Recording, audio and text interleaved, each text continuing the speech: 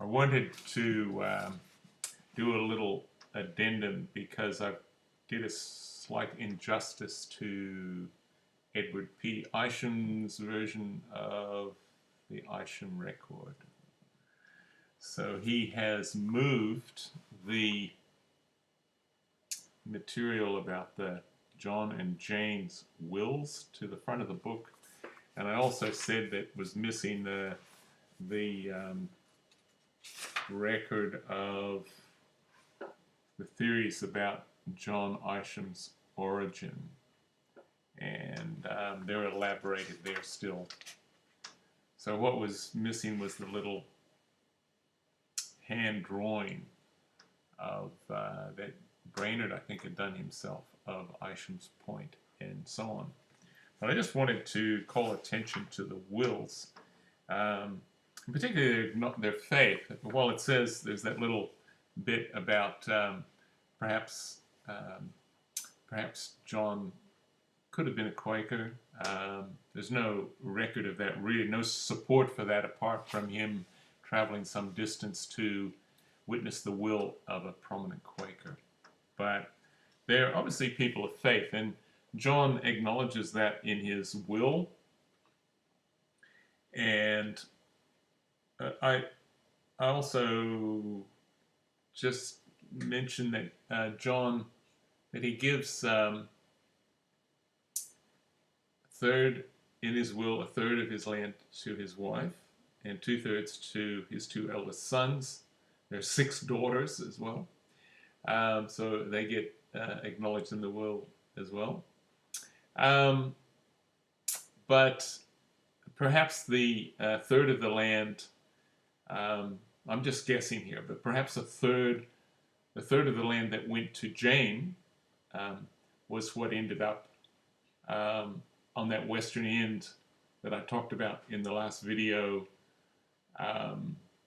maybe associated with what was called then Isham Island. And the bits that went to, again, this is just speculation, but the bits that went to the 2 eldest boys are the ones closer to Centerville in the east. Anyway, the reality is that of the 2 eldest sons, the John and Isaac, John eventually goes to Connecticut and elsewhere, and Isaac either buys him out or ends up in some other way with the property. So what really struck me, what I enjoyed, was Jane's will, and she says some things here. I won't read the whole will, but she says, therefore, she says, although I'm weak in body, my mind, I have sound memory, and blessed be Almighty God for that, being sensible of the frailty of this life, and that all flesh must yield to death, when God shall call thereunto, do therefore make this my last will and testament, etc. I give and bequeath my soul to God that gave it, hoping for acceptance through the merits of my glorious Redeemer. So there's a pretty heart of the Christian message statement of salvation and justification by faith, not of works, through the merits of my glorious Redeemer. I love the phrase. Thank you, Jane. And my body to the earth. Actually, it says body to ye earth. So I'm updating it a bit as I read. From whence it was taken, and so on. So then it gets down to the practicality. She leaves a cow, or the value of a cow, to her youngest son, who doesn't get who doesn't get any property. And by the way, I should have said in his father's will, the youngest son that ends up, his father says that he should be at age 14, he should be put out to a convenient trade.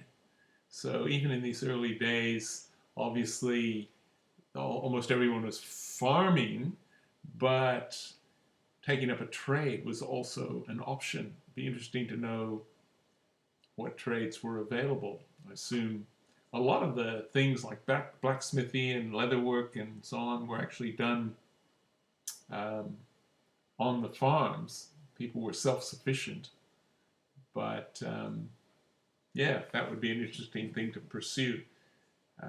What did John end up with? Um, Jane leaves a gown and a petticoat and her best handkerchiefs to one of her daughters, and then he talks about giving her silk crepe gown to her daughter Thankful. To another daughter if she pays Thankful 20 shillings. So there's some little negotiating to do there.